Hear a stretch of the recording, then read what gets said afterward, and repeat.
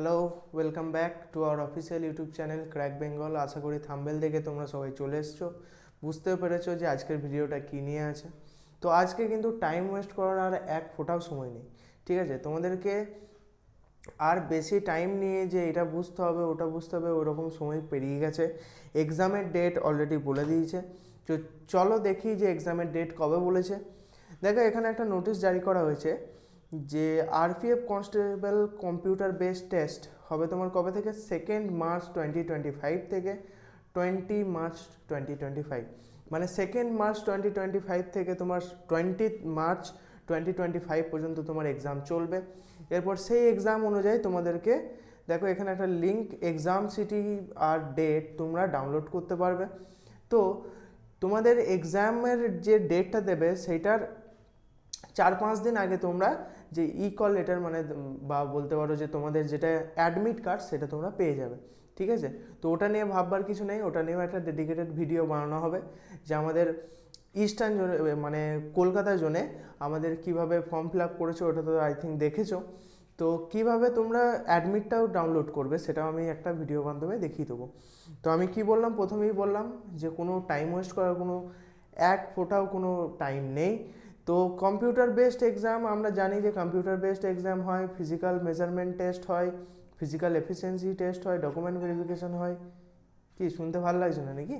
আরে শুনে নাও, ভবিষ্যতে কাজে লাগবে, ঠিক আছে? এই টেনশনে না অনেক কিছু ভুলে যেতে পারো, এই জন্য আরেকবার রিকল করে দিচ্ছি। আর একটা জিনিস, ভিডিওর থাম্বনেলেই তোমরা দেখতে পেয়েছো যে লাস্ট মিনিট স্ট্র্যাটেজি, ওটাও তোমাদের সঙ্গে শেয়ার করব। তো সম্পূর্ণ ভিডিওটা দেখো, টাইম ওয়েস্ট করবো না। তো কি হয়, প্রথমেই আমরা জানি যে 120 নাম্বার থাকে, 90 মিনিট, আর নেগেটিভ মার্কস 1/3, তাই তো? আমি একবারে ঝড়ের গতিতে বলে যাব, ভালো করে শুনবে। আর যদি মনে হয় যে আর হলো না শুনে, তো আরেকবার ব্যাক করেছে শুনে নাও। ফিজিক্যাল মেজারমেন্ট কি, হাইট। দেখো আমি তোমাকে ফিজিক্যাল মেজারমেন্ট একবার দেখিয়ে দিচ্ছি এখানে। দেখো ফিজিক্যাল এলিজিবিলিটি ক্রাইটেরিয়া যেটা আছে সেখানে দেখো ইউআরদের জন্য 165 হাইট মেল, আর ফিমেলদের জন্য 157। এক্সপ্যান্ডেড মানে চেস্ট এক্সপ্যান্ডেড হচ্ছে 80, আর এখানে হচ্ছে 85। আনএক্সপ্যান্ডেড হচ্ছে 80, আর এক্সপ্যান্ডেড হচ্ছে 85, ঠিক আছে? দেখো এটা কিন্তু ইউআর আর ওবিসিদের জন্য, আর এসটি এসসিদের জন্য 160, 152 মেল অ্যান্ড ফিমেল, ঠিক আছে? আর গোর্খা আর যারা ওই মানে পাহাড়ি এলাকার তাদের এখানে 163 আর 155, ঠিক আছে? ক্যাটাগরি যেটা হবে সেটা মেলদের জন্য দেখো এখানে কনস্টেবলের আছে আর সাব ইন্সপেক্টরদের আছে। তো কনস্টেবলের যেটা আছে দেখো এখানে 5 মিনিট 45 সেকেন্ডের মধ্যে তোমাকে 1600 মিটার দৌড়াতে হবে। আর মেয়েদের জন্য দেখো এখানে 800 মিটারের একটা রেস আছে যেটা তোমার 3 মিনিট 40 সেকেন্ডের মধ্যে হবে।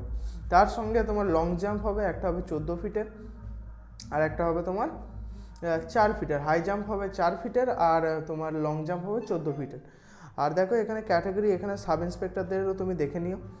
নেক্সট যেটা আছে, আমি কি বললাম, টাইম ওয়েস্ট করার কিন্তু একটুকু মানে বিন্দুমাত্র সময় নেই, আমি আগে থেকেও বলছি। তো লাস্ট মিনিট স্ট্র্যাটেজি, তুমি লাস্ট মিনিট স্ট্র্যাটেজি কী পড়বে? দেখো আমি তোমাকে প্রথমেই বলে দিই যে এক্সাম প্যাটার্নটা আছে এখানেই দেখতে পাচ্ছ। সব থেকে বড়ো জিনিস সেটা হচ্ছে জেনারেল অ্যাওয়ারনেস। এখানেই তোমার 50টা মার্কস ক্যারি করছে। তো আমাদেরকে সব থেকে বেশি এখন কী পড়ে যেতে হবে? জেনারেল অ্যাওয়ারনেস পড়ে যেতে হবে। আর অ্যারিথমেটিক আর ইন্টেলিজেন্স, তোমাদের জেনারেল ইন্টেলিজেন্স মানে রিজনিং তোমাদেরকে প্র্যাকটিস করতে হবে। তাছাড়া কিন্তু আর কিছুই নেই, অন্য কোনো বিকল্প নেই। হ্যাঁ, বলতে পারো যে স্যার আমি জেনারেল অ্যাওয়ারনেসের কী পড়বো, এখন কিন্তু বাছাই করে করে পড়তে হবে। কারেন্ট অ্যাফেয়ার্স পড়তে হবে, নতুন জিকে, স্ট্যাটিক জিকে, এগুলো বেশি বেশি করে পড়তে হবে।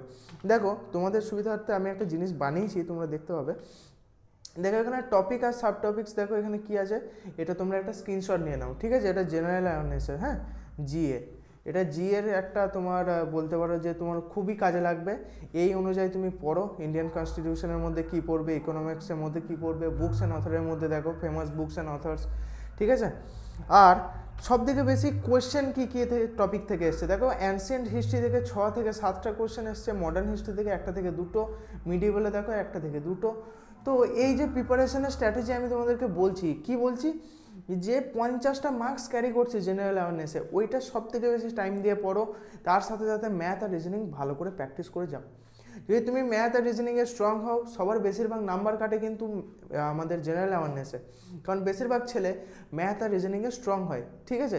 যারা যারা চাকরির জন্য প্রিপারেশন নিয়ে খাটছো, ঠিক আছে, একবারে কি বলবো, মানে ফুল ফোকাস দিয়ে যারা খাটছো তাদের ম্যাথ অ্যান্ড রিজনিং স্ট্রং হতেই হবে, নাহলে কিন্তু চাকরি পাবে না। ঠিক আছে, তো আজকের ভিডিও এই পর্যন্তই। আমি যেটা তোমাদেরকে বললাম যে তোমরা জেনারেল অ্যাওয়ারনেসে ভালো করে ফোকাস করো। দেখো এখানে টপিকগুলো আমি দিয়ে দিয়েছি, কোনখান থেকে কতগুলো কোশ্চেন এসছে।